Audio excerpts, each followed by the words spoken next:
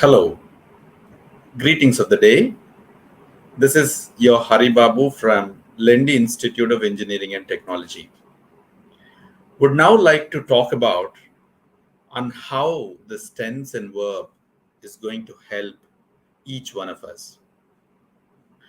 And I know most of you also will agree with me that the verb and tense play a lot of role in English language, especially for the students who learn English as their second language. Will always try to master the verb and tense. In fact, verb is the very heart of any language, particularly in English language. To make a sentence, verb plays a major role. Of course, many other parts of speech like article, preposition, or you can take out pronoun, noun, adjective, adverb, many of these might definitely make sense for sentences to work on their own. Whereas verb alone will independently make a sentence well. So now, in this short lecture for around 10 minutes, I would now throw some light upon what exactly this verb and tense going to help us. If you can see verb is action, and verb, when it indicates action, naturally action requires time. When it is indicated by time, tense comes in. All right. So verb and tense, one with the other, go hand in hand. Say, verb will give you an opportunity for understanding what action is. Tense will tell you how action has happened when it was happened. So when you take up, there are three times like present, past, future. So these three will indicate how an action has been happened. Based on this, in English language, we have present tense, past tense, future tense, three tenses that would come. Exactly at this point, we also have aspect. Aspect is nothing but simple, progressive, perfect, and perfect progressive or perfect continuous. So when you see these four, that naturally make a lot of complexity in English language. In all other languages, I don't think these four aspects are available. Whereas in English language, you have four aspects that work out. So verb and tense make a lot of difference. So verb and make allow us to think too much about it. Now I would like to give you a picture of how this verb that is having its tense and also it demands how it is structured, how it is used. So if you see, there are two things in tense. One is usage, the other is structure of a tense. Say you take up present tense will have four what you call the aspects. Past tense will have again four, future tense will have again four. So present simple, present progressive, present perfect progressive. Similarly, past simple, past progressive, past perfect, and past perfect continuous. Like that, even. So when you take three tenses and four aspects, 3 into 4, 12 that we have to learn seriously. When you take up simple present tense, a sentence will have simple present tense.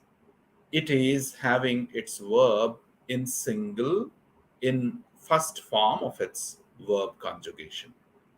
When you see fly, flies, flew, flown. Fly is a word that indicates an action of flying. So when you take this fly, it is in singular, it is in first form of its verb. So first form of the verb is simple present tense. Second form of the verb is past tense. You cannot say third form of the verb is future tense, but it is somehow indicating its structure. So when you take out, the conjugation of any verb will have different forms. Based on this, aspects have come.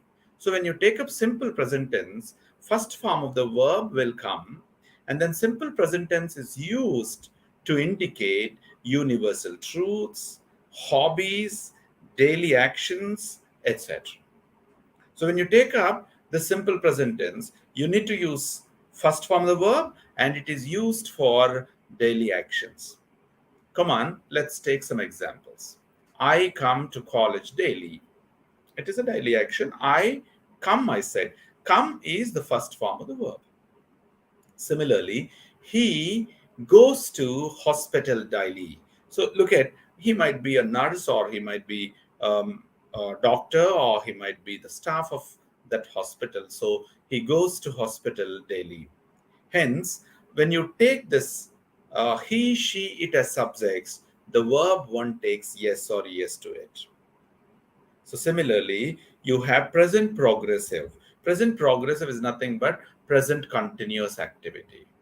When an activity that is going on at the time of speaking, it means at the time of that present situation. So this present continuous tense is taken.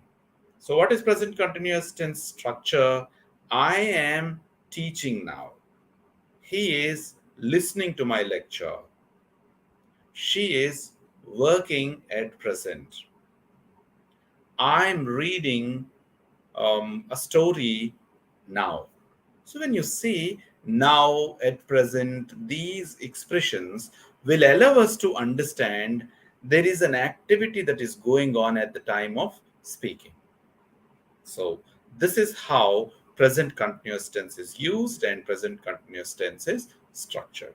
Present perfect, an activity that has been happened in the past but whose time is not referred. Present perfect tense is constructed in this way: subject with have or has plus verb third form.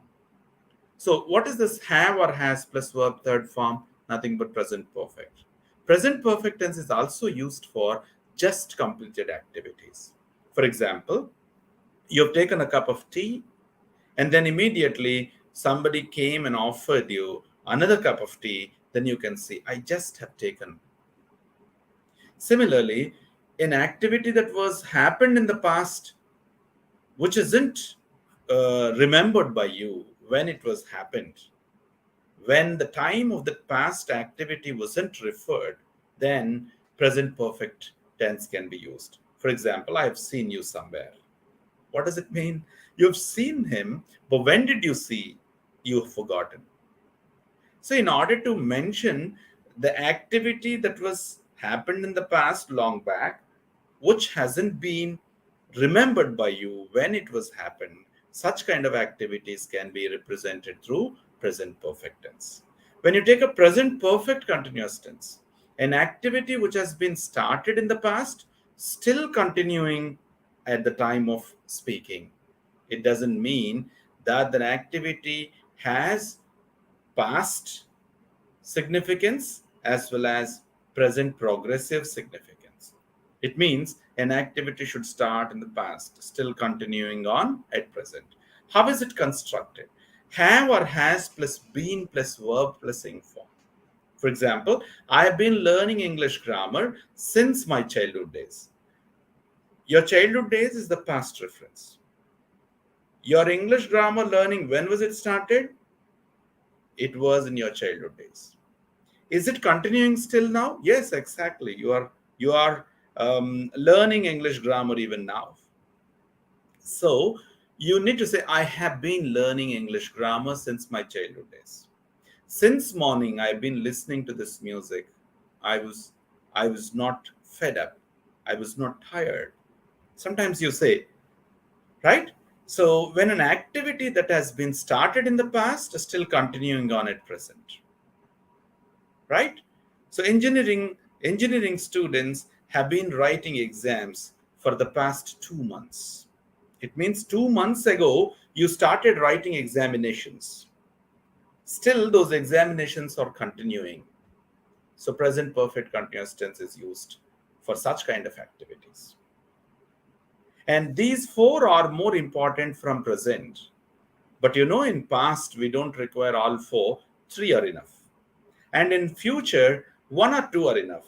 So if you can master these 8 to 9 tenses like this, you'll have a lot of confidence to crack any verbal questions that appear when you wanted to supply a verb form based on the tense in the sentence.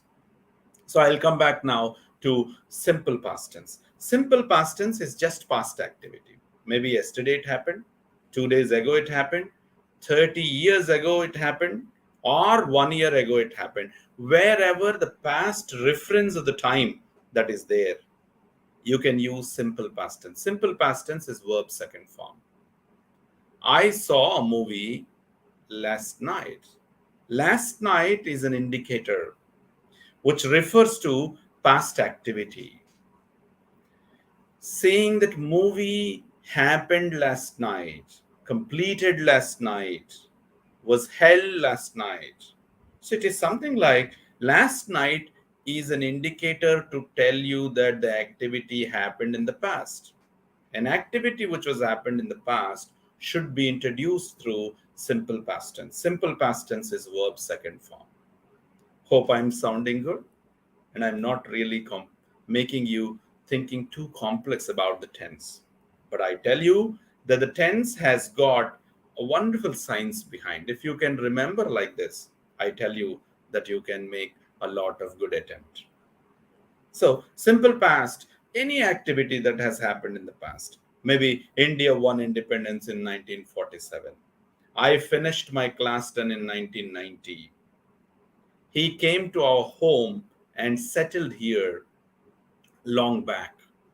So when you take this long back, 1997, yesterday, these were all past references. An activity was happened in the past and it should be indicated through verb second form.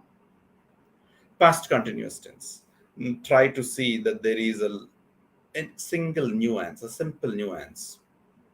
When there are a couple of activities happened in the past, one with the other, there will be a longer activity and then shorter activity. It means by the by when some action that was happened, by then some other action was happening, then it takes past continuous tense.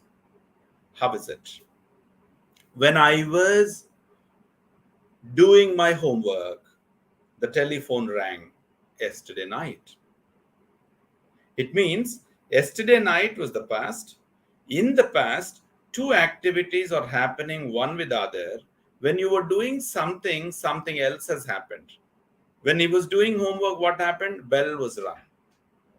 It means when you were doing some activity, another activity happened in the past.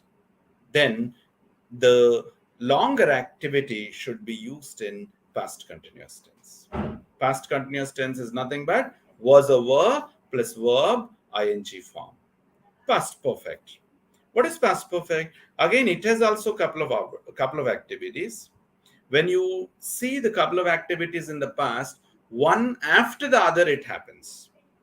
For example, before I reached railway station, the train had left the platform. It means train had gone away. Right? Similarly, when you take up had plus verb third form is past perfect tense. Okay? Future tense now. What is simple future? Simple future is shall or will plus verb first form. It is something like any future activity you can represent simply. I shall come, I shall work, I shall write, I shall do, I will do. This is something related to future tense. So if you can manage the tense with its use and structure, it is easy for you to manage the whole tense. Hope we have done well with this lecture and we'll be meeting next time and with some other topic. Until then, goodbye. Thank you.